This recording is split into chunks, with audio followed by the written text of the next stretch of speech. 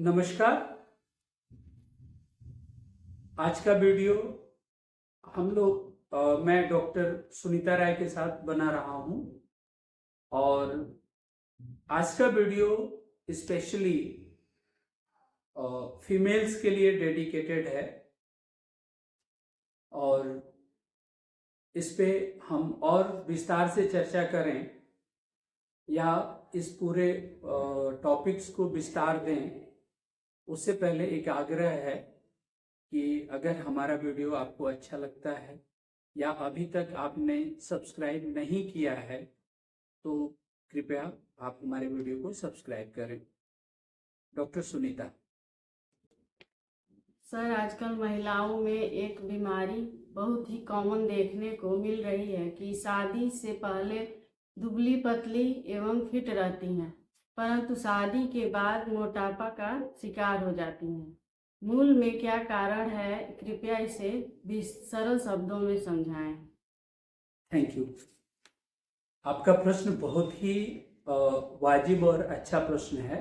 आजकल जो देखने को मिल रहा है कि शादी के पहले महिलाओं में अक्सर ऐसा देखने को मिलता है कि वो फिट एंड फाइन रहती हैं, लेकिन शादी के बाद ऐसा क्या हो जाता है कि पूरी शरीर बल्की हो जाती है, हेल्दी हो जाती है, बहुत मोटी हो जाती हैं, फैट एक्यूमुलेशन ज़्यादा देखने को मिलता है। देखिए, इसके पीछे अगर हम मूल में जाएंगे तो दो तीन बातें जो बहुत कॉमन है।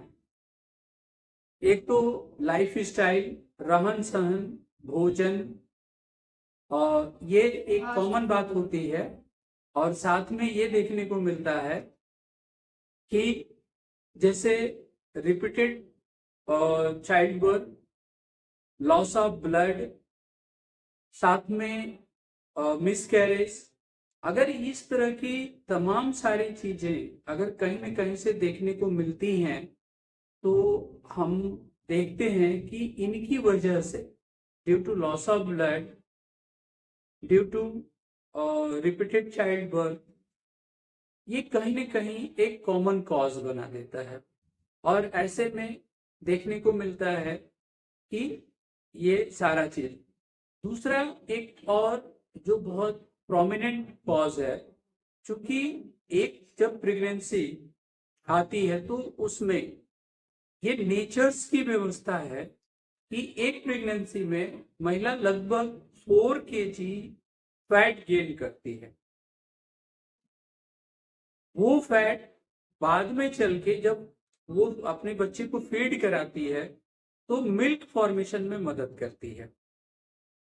अगर किसी कारण से अगर प्रॉपर महिला फीड नहीं करा रही है तो वह भी, चूंकि फैट ऑलरेडी वो डिपॉजिटेड ही रह जाता है, मिल्क के रूप में वो डिसॉल्व नहीं होता है, तो ऐसे में भी देखा जाता है कि कहीं ना कहीं ये भी एक मोटापा का कारण बनता है। क्योंकि तमाम भ्रांत धारणाएं हैं कि अगर हम फीड कराएंगे तो उससे हमारी ब्यूटीनेस चली जाएगी और तमाम सारी चीजें, जो कि गलत अवधारणा है। क्योंकि फीड कराने से इन रियल सेंस ब्यूटीनेस आती है।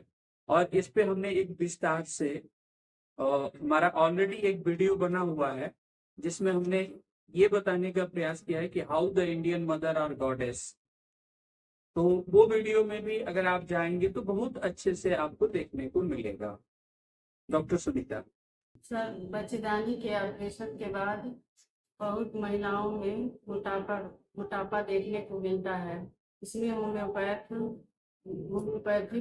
दवा कहाँ तक कारगर है, सर बताएं। Thank you.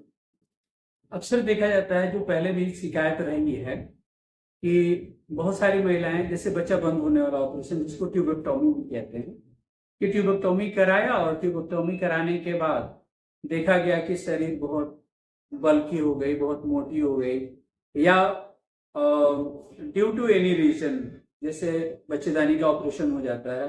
असमय भी आजकल बहुत ज्यादा हो जा रहा है, चाहे वो डिस्फंक्शनल यूट्राइन ब्लीडिंग की वजह से होती है, या यूट्राइन मायोमा, या फाइब्रोमा, या अन्य कारणों से भी इस तरह का, जहाँ पे डाउटफुल ओरिजिन में कैंसर भी रहता है। तो ऐसे में भी देखा जाता है कि हम ऑपरेशन करा देते हैं, यूट्रस निकाल लेते हैं। उसके बाद देखा जाता है कि अक्सर महिलाओं में बहुत ज्यादा गैस बनने की शिकायत, मोटापा बहुत ज्यादा बढ़ जाना, एक्सेस वेट गेन कर लेना, जबकि उसके पहले बहुत अच्छी और फिट शरीर थे। इसके भी मूल में जो देखा जाता है ना, जैसे हम कहते हैं ना कि पोस्ट सर्जिकल एलिमेंट्स, यानी सर्जरी कराने के बाद के ये आफ्टर इफेक्ट होते हैं और इसमें ऐसी चीजें देखी जाती हैं। ऐसे में हमारे होम्योपैथी में एक बड़ी अच्छी दवा आती है, जिस दवा का नाम स्टेफिसेग्रिया है। इसको एटलीस्ट 1000 पावर में अगर हम प्रयोग करते हैं तो हम देखते हैं कि ये दवा बड़ा ही अच्छा कारगर होती है और बड़े अच्छे से और मोटापे को भी रिलीज करती है, और साथ में जो बहुत ज्यादा गैस बनने की शिकायत है उस बीमारी को भी दूर कर देती है। सर, मोटापा योगासन का क्या महत्व है? क्या कैसे बचा जा सकता, कैसे किया जा सकता? देखिए, योग वास्तव में एक बड़ा पक्ष है और मैं इस पे विस्तार दूं उससे पहले आप तो खुद ही एक उदाहरण के तौर पे हैं कि आपको आपकी भी सर्जरी हो चुकी है और उसके बावजूद भी आपका फिटनेस बना हुआ है। तो इसके मूल में भी दो बातें हैं। पहला कि आपको सर्जरी के तुरंत बाद स्टेफिसेग्रिया 1 का एक खुराक दिया जा चुका है, जिसके कारण से पोस्ट सर्जिकल इफेक्ट्स नहीं आए। दूसरा, जो आप स्वयं DNYS डिप्लोमा आपने किया हुआ, BHMS नहीं है, तो नेचुरोपैथ और योग का और अपने आरोग्य मंत्री PhD किया हुआ है नेचुरोपैथ और योगा का।